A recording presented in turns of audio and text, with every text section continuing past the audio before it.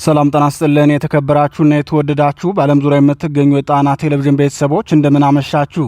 አክብሮታዊ ሰላምታችን በያላችሁበት የምድር ዳርቻ ሁሉ ከጣና ቴሌቪዥን ዜና ክፍል ይድረሳችሁ እያልን የነሐሴ 13 ቀን 2018 ዓ.ም የምሽቱን ጣና ዜናችን እርሶቹን አስቀድመን እናስደምጣችኋለን።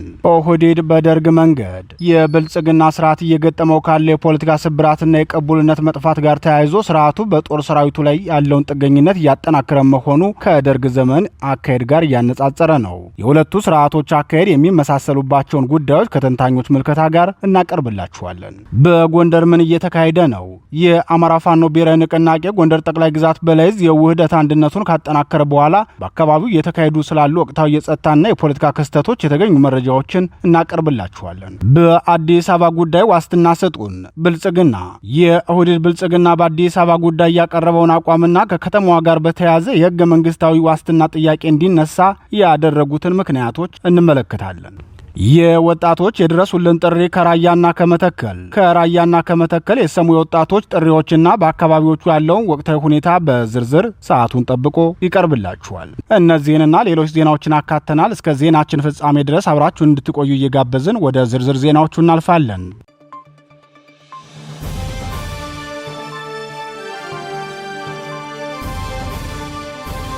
አዲስ አበባ ቀጣይ የቤት ዋጋ የሚጨምርበት አካባቢ የት እንደሆነ ያውቃሉ? ብስራተ ገብርኤል፣ ሳር ቤት፣ ሜክሲኮ፣ ተክለ ሃይማኖት ወይስ መገናኛ?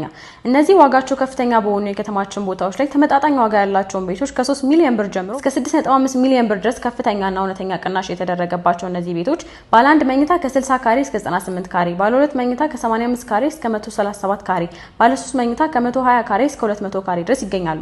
እነዚህ ቤቶች ከ100% ክፍያ እስከ 30% ቅናሽ የሚያገኙባቸው ሲሆን አሊያም ቀስ ብለው መክፈል ከፈለጉ እስከ 3 ዓመት ድረስ ከወለድ ነፃ በሆነ አከፋፈል ቅድመ ክፍያ ከ15% ጀምሮ ከፍለው ቀሪውን በረጅም ጊዜ አከፋፈል ቀስ ብለው መክፈል ይችላሉ። ሁሉም ሳይቶቻችን ላይ ለመኖር አስፈላጊ የሆኑ መሰረታዊ ነገሮች እንደ ከርሰ ምድር ውሃ፣ ዘመናዊ የሰውና የዕቃ ሊፍቶች፣ ጂም፣ ስፓና የልጆች ማቆያና ኢቨንት ስፔስ ከበቂ መኪና ማቆሚያ ጋር የተሟላላቸው ናቸው። ከሀገር ውጭ ለምትኖሩ ኢትዮጵያውያንና ትውልደ ኢትዮጵያውያን ደግሞ እዛው ባላችሁበት ሀገር የሽያጭ ውላችሁን በዲኤችኤል አማካኝነት ልከንላችሁ እንዲሁም ካላችሁበት ሀገር ናችሁ ክፍያ የምትፈጽሙበት ሁኔታ አመቻችተናል። ለበለጠ መረጃ ከታች በተቀመጠው ስልክ ቁጥር ይደውሉልን።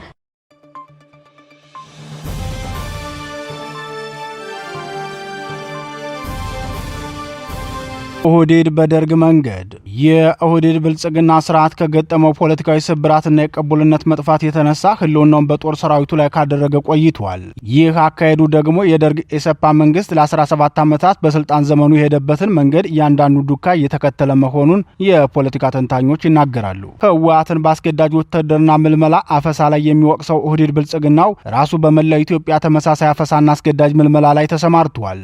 የጣና ቴሌቪዥን ምንጮች በዚህ ጉዳይ መንግስት የደርግን መንገድ እየደገመ ነው የምንለው ከአፈሳውን በተጨማሪ ያፈሳቸውን ልጆች በገንዘብ እየተደራደረ መልቀቁን ስንመለከት ነው። በደርግ ዘመን ካድሬዎች የወታደር አፈሳን የገቢ ምንጭ እንዳደረጉት ሁሉ በዚህ ዘመንም የብልጽግና መንግስት ካድሬዎች ተመሳሳዩን መንገድ እየተገበሩት ነው ብለዋል። ብልጽግና የኦሮሞ መንግስት ነው፣ ኦሮሞ መንግስቱን መጠበቅ አለበት በሚለው የብልጽግናው ሊቀመንበር ትዕዛዝ መሰረት የኦሮሚያ ክልል አብዛኛው ክፍል አስገዳጅ አፈሳ እየተካሄደበት ነው። ሆኖም ከታፈሱት ወጣቶች መካከል የገንዘብ አቅም ያላቸው ወላጆች ልጆቻቸውን ከማሰልጠኛ ለማስቀረት ከካድሬዎቹ ጋር እየተደራደሩ እንደሚያስለቅቁ ምንጮቻችን ተናግረዋል። ብልጽግናው በሸዋ ጠቅላይ ግዛት ናዝሬት፣ ደብረ ዘይት፣ ዝዋይና መተሃራ ከተሞች ያፈሳቸውን ወጣቶች ገንዘብ በመቀበል እየለቀቀ መሆኑን የሚናገሩት ምንጮች አፈሳው ግን አሁንም ተጠናክሮ እየቀጠለ መሆኑን ተናግረዋል።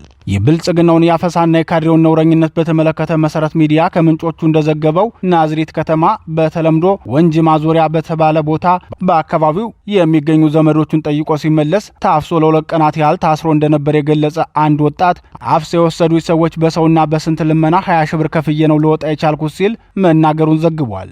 በግፍ የታፈሱት ወጣቶች በናዝሬት ከተማ ሞይንኮ ጋራጅ ጀርባ በሚገኘውና በተለምዶ ሚዛን ተብሎ በሚጠራው ትልቅ የፍየል ማቆያ መጋዘን ውስጥ እንደሚታጎሩ ጠቁሞ መክፈል የማይችሉ ወይም የሚያውቋቸው ሰው የሌላቸው ወደ 100 የሚጠጉ ወጣቶች አሁንም በዚያ መጋዘን ውስጥ ይገኛሉ ብለዋል። በተመሳሳይ ሁኔታ በባህር ዳር ከተማ ነሐሴ 12 ቀን 2018 ዓ.ም በወጣቶች ላይ የተጠናከረ አፈሳ እየተካሄደ መሆኑን በትናንት ምሽት ዜናችን መዘገባችን አይዘነጋም። አፈሳው በተለይም በቀበሌ 13 ጎፋ ሰፈር ቁጥርና ገጠር መንገድ በተባሉ አካባቢዎች ስፋት ያለው አፈሳ እየተካሄደ ሲሆን በአባይ ማዶ አጼ ቴዎድሮስ ክፍለ ከተማ ደግሞ አፈሳው አስከፊ መሆኑን ምንጮቻችን ገልጸዋል። በዚህ የተነሳም በርካታ እናቶች ልጆቻቸውን ፍለጋ በየፖሊስ ጣቢያው ሲንከራተቱ እንደነበርና በርካታ ወጣቶች በሲኖትራክ መኪኖች ተጭነው ሲወሰዱ መታየታቸውን ነዋሪዎች መስክረዋል። ከአዲስ አበባ በቅርብ ርቀት ደብረ ዘይት ከተማም በተመሳሳይ አፈሳው ተጠናክሮ የቀጠለ ሲሆን በከተማው በቅርብ ርቀት በሚገኘው ድሎሎ ጅላ አካባቢ ሚሊሻዎች ወጣቶችን ከታክሲና ከባጃጅ በማስወረድ እያፈሱ መሆናቸውን ነዋሪዎች ይናገራሉ። ቤተክርስቲያን ቅጥር ግቢ ውስጥ በቅዳሴ ላይ የነበሩ ወጣቶች ሳይቀሩ በጸጥታ አካላት ታፍሰው ተወስደዋል ሲሉ የሁኔታውን አሳሳቢነት አስረድተዋል። በአዲስ አበባ ዙሪያ በሚገኘውና ሸገር ሲቲ ተብሎ በሚጠራው ከተማም በዋናነት በፉሪ፣ ኬንቴሪ፣ ሰበታ፣ አለም ገናና ወለቴ አካባቢዎች በሚሊሻዎች የሚካሄደው አፈሳ እጅግ ከባድ ደረጃ ላይ መድረሱ ተገልጿል። በሚሊሻዎች የደፈጣ ድርጊት ምክንያት ወጣቶች ከቤት ወጥተው ዕቃ መግዛት እንኳን እንዳልቻሉ የተናገሩት አንድ ወለቴ ነዋሪ በእኛ አካባቢ ብቻ በብዙ ሺህ የሚቆጠሩ ወጣቶች ታፍሰው ሐረር ዳቦ አካባቢ በሚገኙ የወጣቶች ማዕከል ውስጥ ታጉረዋል ብለዋል። ወላጆች ልጆቻቸውን ለመጠየቅ በሚሄዱበት ወቅት በሚሊሻዎች በዱላ እንደሚደበደቡና ከዚህ ቀደም ይደረግ የነበረውን በገንዘብ ክፍያ የማስፈታት አሰራር አሁንም ቀጥሎ እንዳለ ገልጸዋል። ይህ በእንዲህ እንዳለ ትግራይን ጨምሮ በተለያዩ የአገሪቱ ክፍሎች የሚፈጸሙ መሰል ህገወጥ ስርዓቶችና የሰብአዊ መብት ጥሰቶች የዜጎችን የመንቀሳቀስ መብት በእጅጉ የገደቡ ሲሆን ወጣቶች ስራቸውን ትተው በቤታቸው ለመሸሸግ እንደተገደዱና የሚከላከልላቸው አካል በማጣታቸው ስጋት ላይ መውደቃቸውን አስታውቀዋል። የደርግ መንግስትም በተለየ መልኩ ከ1981 ዓ.ም በኋላ እንደዚህ አይነት አፈሳ ዋና ስራው አድርጎት እንደነበር አስተያየት ሰጪዎች ተናግረዋል።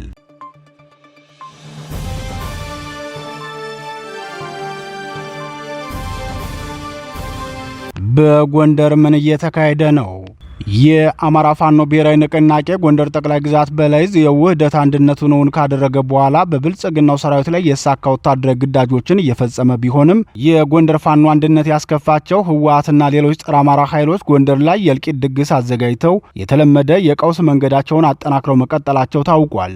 ገና በአንድነት መግለጫው ወቅት ጀምሮ መከፋታቸውን መደበቅ ያልቻሉት ጸረ አንድነትና የአማራ ጠላት ተልዕኮ ተቀባዮች የጣይቱ ክፍለ ጦር ፋይናንስ ኃላፊን በመግደል ነበር የእልቂት መንገዳቸውን የጀመሩት። ከዚያ ክስተት በኋላም በተመሳሳይ መንገዳቸው በመቀጠል የአንድነት አፍራሽ መግለጫዎችን በማውጣት ገፍተውበት ቆይተዋል። ሆኖም በሰራዊቱ የአንድነት ፈላጊነትና ለትግል ዓላማ ታምኖ መቆም በተቃውሞ መግለጫ መቀጠል አላዋጣቸው ያሉ ኃይሎች የጥቃት ስልታቸውን በመቀየር የፋኖ ታጋዮችን ከበባ እያደረጉ ግድያ ወደ መፈጸም ተሸጋግረዋል። በዚህ ጸረ አንድነትና የትግል ሾተ ላይ መንገዳቸው በመቀጠልም በዛሬው ዕለት የጎንደር ጠቅላይ ግዛት በላይዝ ጄኔራል ኃይሌ ዞባንተ ክፍለ ጦር ምክትል አዛዥና የኪንፋዝ በለሳ ታዲዮስ ታንቶ ክፍለ ጦር ዋና አዛዥ ላይ ግድያ ፈጽመዋል። በጸረ አንድነት ኃይሉ ቡድን የተገደሉት ሁለቱ ነባር አርበኞች ከ20 ዓመት በላይ የትግል ልምድ ያላቸውና የአማራን ሕዝብ መከራም ከምንጩ ማድረቅ አለብን ብለው የሚያስቡ አንበሳ ታጋዮች ነበሩ።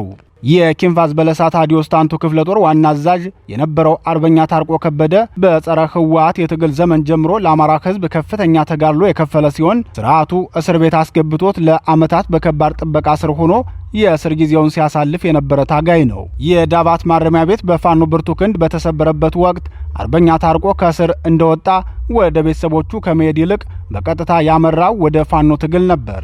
በበለሳ አውራጃ የሚንቀሳቀሰውን የፋኖ ኃይል በአንድ በማደራጀት ጠንካራ አደረጃጀት ፈጥሮ ጸረ ብልጽግና ትግሉን በታላቅ ጀብድ ሲመራ ቆይቷል። የጎንደር ፋኖ አንድነት ሲመሰረትም ከፍተኛ ዋጋ ከከፈሉት አመራሮች መካከል አንዱ የነበረው አርበኛ ታርቆ በዛሬው ዕለት የተገደለው በጸረ አንድነቱ ኃይል ከበባ ተፈጽሞበት ነው። አርበኛው ቀኑን ሙሉ ከብልጽግና ሰራዊት ጋር ሲዋጋ ውሎ ጠላቱን መጥቶ ከመለሰ በኋላ እረፍት በሚያደርግበት ወቅት ከበባ ተፈጽሞበት እንደተገደለ የደረሰን መረጃ ያመላክታል። በዚህ ጉዳይ አስተያየታቸውን የሚሰጡ የጎንደር ጠቅላይ ግዛት በላይዝ አመራሮችና የሰራዊት አባላት እነዚህን ጸረ አንድነትና የጠላት ተልዕኮ አስፈጻሚ ኃይሎችን ከዚህ በላይ መታገስ የለብንም፣ ህዝብም ከዚህ በላይ ዋጋ መክፈል የለበትም፣ በመሆኑም እዛችን አስፈላጊውን የእርምት እርምጃ መውሰድ ይገባዋል ሲሉ ተናግረዋል። እነዚህ የጠላት ተልዕኮ ተሸካሚዎች የናቁት የጎንደርን ህዝብና መላውን ሰራዊታችንን ነው የሚሉት አስተያየት ሰጪዎች ከዚህ በኋላ ለእነዚህ ሰዎች ልመናና ልምምጥ አያስፈልግም። እኛ እነሱን ከክፋት መንገዳቸው እንዲመለሱ ስንለምናቸው እነሱ በአንድ እጃቸው ሰላም ፈላጊ መስለው በሌላ እጃቸው ጦር ይወረውሩብናል። በመሆኑም ከዚህ በላይ ህዝባችን ዋጋ እንዳይከፍል አስፈላጊውን የእርምት እርምጃ ለመውሰድ እዛችን ዝግጁ ነው ብለዋል።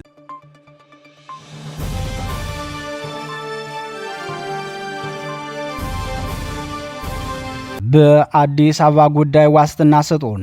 ብልጽግና የብልጽግናው ስርዓት አዲስ አበባን በተመለከተ የያዘው ስሁትና አደገኛ አቋም ከመላ ኢትዮጵያውያን ተቃውሞ ሲቀርብበት አዲስ የማታለያ ስልት ቀይሶ ቀርቧል። ኦህዴድ ብልጽግና የቀየሰው አዲስ የማዘናጊያ ስልት ደግሞ አዲስ አበባ የኦሮሚያ ክልል መቀመጫ ሆና በሕገ መንግስቱ እውቅና ይሰጥ ሳይሆን መንግስት ሲቀያየር ውጡ ግቡ የሚለው ስጋት እንዳይኖር በሕገ መንግስቱ ዋስትና ይሰጠን በሚል እንዲስተካከል ነው የሚል ነው። ይህን አዲስ የማዘናጊያ ሀሳብም የመጨረሻው ሰነድ ሲነበብ የሰማ መሆኑንና የቃል ማስተካከያ እንዲደረግበት እንደተጠየቀም አዲስ ማለዳ ዘግቧል። በምክክር መድረክ ላይ በተሳተፉ ተወካዮችና ተመካካሪዎች ዘንድ በአዲስ አበባ ከተማ አስተዳደራዊ ሁኔታ ዋስትናና እውቅና የሚሉ በርካታ አከራካሪ ምክረ ሀሳቦች የቀረቡበት እንደሆነ የዘገበው አዲስ ማለዳ በዛሬው ዕለት ይጠናቀቃል ተብሎ የሚጠበቀው ጉባኤው የክልል ጉባኤተኞች ይመካከራሉ ተብሎ የነበረ ቢሆንም እስከ ትናንት አመሻሽ ግን ኮሚሽኑ ያለው ነገር አለመኖሩ ይታወሳል። አዲስ አበባ በፌዴራል ተጠሪነት ስር ያለች ከተማ እንድትሆን በሚል ሁሉም በሚባል ደረጃ ስምምነት ቢደርስም በአንጻሩ የኦሮሚያ ክልል መቀመጫ ናትና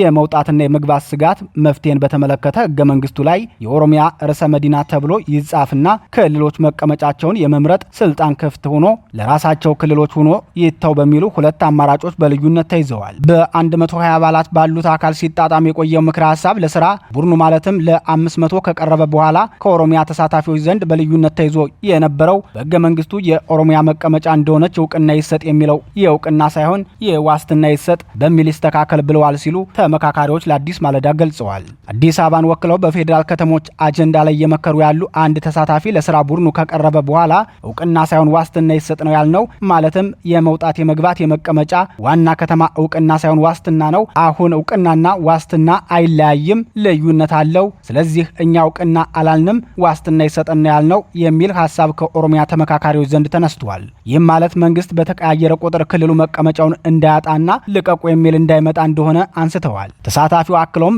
ከኦሮሚያ በኩል ተነስቷል ያሉት ሀሳብ ከአዲስ አበባ ውጡና ግቡ የሚል ነገር እንዳይመጣ በሚል ይህን ምክረ ሀሳብ አቅርበዋል ብለዋል። በኢህአዴግ ዘመነ መንግስት ጊዜ የኦሮሚያ መስተዳድር አዲስ አበባ ወጥቶ ከዛ ደግሞ አዲስ አበባ የወጣበት አጋጣሚ ነበርና ለዛም ዋስትና ወይም ጋራንቲ እንዲሆን የሆነ ነገር ይጻፍልን የሚል ጥያቄ ነበራቸው ሲሉ ገልጸዋል። በመጀመሪያ ደረጃ የተያዘው አማራጭ ሕገ መንግስቱ ላይ አይጻፍ የሚል እንደሆነ ተሳታፊው አንስተዋል። ርዕሰ መዲናነቱ ሕገ መንግስቱ ላይ መጻፍ የለበትም፣ ምክንያቱም የራሳቸውን መቀመጫ መምረጥ የሚችሉ ክልሎች በመሆናቸው ሕገ መንግስት ላይ መጻፉ ራሱ የክልሉን ምክር ቤት አሳሪ ሊሆን ይችላል በሚል የተነሳ ሲሆን ከዚህ በተጨማሪም የሁሉም ክልል መቀመጫ በሕገ መንግስት ስለማይጻፍ የኦሮሚያ ብቻ ተለይቶ መጻፍ የለበትም፣ ይልቁንም ክልሎች የራሳቸውን መቀመጫ የመምረጥ መብት እንዲኖራቸው ክፍት ይደረግ በሚል በልዩነት ሀሳብ ተነስቷል ሲሉ ለአዲስ ማለዳ ተናግረዋል። በሌላ በኩል ደግሞ ሁለተኛው አማራጭ የኦሮሚያ መቀመጫ ሆና በሕገ መንግስቱ ላይ ይጻፍ የሚል መሆኑን አንስተዋል። የኦሮሚያ ርዕሰ መዲና ተብሎ ይጻፍ የሚል አማራጭም ቀርቧል። ምክንያቱም ይህ በግልጽ ካልተቀመጠ ነገ ሌሎች ክልሎችን መቀመጫችንን አዲስ አበባ እናደርጋለን ቢሉ ቀውስ ይፈጥራል።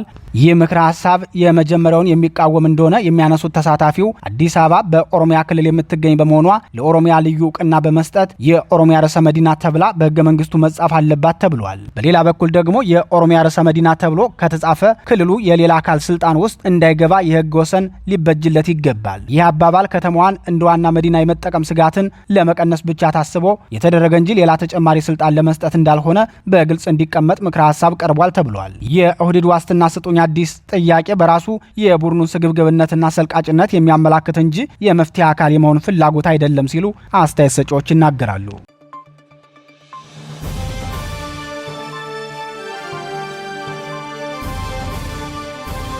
የወጣቶች የድረሱልን ጥሪ ከራያና ከመተከል። በአማራ ክልል ሰሜን ወሎ ዞን ራያ አላማጣ ከተማን ጨምሮ በየወረዳው የሚገኙ የአማራ ወጣቶች የሚደርስባቸውን ግፍ አስመልክቶ የድረሱልን ጥሪ አሰምተዋል። በቀድሞ ጎጃም ጠቅላይ ግዛት ስር የነበረውና የአሁኑ ቤንሻንጉል ጉሙዝ ክልል አካል የሆነው መተከል አማራ ህዝብም በተመሳሳይ የድረሱልን ጥሪ አሰምቷል። የብልጽግናው ስርዓት ከህወሓት ጋር ፕሪቶሪያ ላይ እርቅ ከፈጸመበት ጊዜ ጀምሮ የራያ አላማጣ ህዝብ በህወሓት ቀንበር ስር እንዲገባ መደረጉ ይታወሳል። ቀጠናው ሙሉ በሙሉ ህወሓት ከተቆጣጠረው በኋላ ደግሞ ወጣቶች እየታፈሱ ለህወሓት ታጣቂ እንዲሆኑ ወደ ማሰልጠኛ ማዕከል ሲወሰዱ በተደጋጋሚ የድረሱልን ጥሪ ሲያሰሙ መቆየታቸው ይታወሳል። ለጣና ቴሌቪዥን አስተያየታቸውን የሰጡ አንድ የቀድሞ የጊዜው አስተዳደሩ ባለስልጣን በበኩላቸው በአካባቢው እየደረሰ ያለው ግፍና ፈተና ከቀን ወደ ቀን እየባሰ መጥቷል። በተለይም ባለፉት 2 ወራት ሁኔታዎች መባባሳቸውን ተናግረዋል። አማርኛ መናገር እንደተከለከሉ የሚናገሩት ወጣቶቹ በተለይም ባሳለፍነው ሳምንት መረዋ ላይ የህወሓት ታጣቂዎችና ከፍተኛ መጠን ያለው አክለው ሎጂስቲኩ በወደመበት የድሮን ጥቃት መረጃ ሰጥታችሁ ያስመታችሁን አማራዎቹ ናችሁ እያሉ በርካታ ወጣቶችን አፍነው ከወሰዷቸው ቆይተዋል። እስካሁንም አልመለሷቸውም። በዚህ የተነሳም በ5 ዓመት ውስጥ ለሁለተኛ ጊዜ ለመፈናቀል ተገደናል በማለት ተናግረዋል። ይህን ተከትሎም በርካታ ህዝብ ከራያ አላማጣ ወረዳ ተፈናቅለው ወደ ራያ ቆቦና ወልዲያ የተፈናቀሉ መሆኑን የሚናገሩት ወጣቶቹ አሁን ላይ አካባቢው የመንን መስሏል ሲሉ ገልጸዋል። በሌላ በኩል ደግሞ ከሳምንት በፊት በጉምዝ አማጽያን አማካኝነት ከ20 በላይ ንጹሃን የተገደሉበት የመተከል አማራ ህዝብ በተመሳሳይ የድረሱልን ጥሪ አቅርበዋል። አስቀድሞም ቢሆን የአማራ ማንነታቸው እንዲከበርላቸውና አስተዳደሩም ወደ ጎጃም አማራ እንዲመለስላቸው ተደጋጋሚ ጥሪ ሲያቀርቡ የነበሩ የመተከል አማራዎች በተለይም ከቅርብ ጊዜያት ወዲህ ደግሞ የሚፈጸምባቸው ግፍ ከአስተዳደራዊና የማንነት ጭፍለቃም የከፋ መሆኑን ተናግረዋል። የቤኒሻንጉል ጉምዝ ክልል መንግስት ስልታዊ ድጋፍ የሚያደርግለት የጉምዝ አማጺ ከቅርብ ወራት ወዲህ ህወሓትን ጨምሮ ከሌሎች ተገንጣይ ቡድኖች ጋር መጣመሩን ተከትሎ የመተከል አማራ ህዝብ የከፋ በደል እየተፈጸመበት መሆኑን ተናግረዋል። በቅርቡም በግልገል በለስ ከተማ አውቶቡስ መናሪያ የገባው የጉምዝ አማጺ ኃይል የመተከል አማራ ማንነትና ርስት አስመላሽ ኮሚቴ አባላትን ጨምሮ ከ20 በላይ የአማራ ተወላጆች በግፍ መገደላቸው ይታወሳል። የሱዳን ጦርነት ወደ ቤኒሻንጉል ጉምዝ ክልል አዋሳኝ ክልል የተጠጋ ሲሆን ኦነግ የጉምዝ አማጺና ህወሓት በሱዳን በኩል ወደ መተከል መጠጋታቸው የመተከል አማራን ስጋት ላይ እንደጣለው አስተያየት ሰጪዎች ይናገራሉ። የአካባቢው ነዋሪዎች ከዚህ ቀደምም በተመሳሳይ የአማራ ማንነትና ርስት አስመላሽ ኮሚቴውን ትግል የሚደግፍ አታጋይ ድርጅት እንፈልጋለን የሚል ተደጋጋሚ ጥሪያቸው ለጣና ቴሌቪዥን ማቅረባቸውን መዘገባችን አይዘነጋም።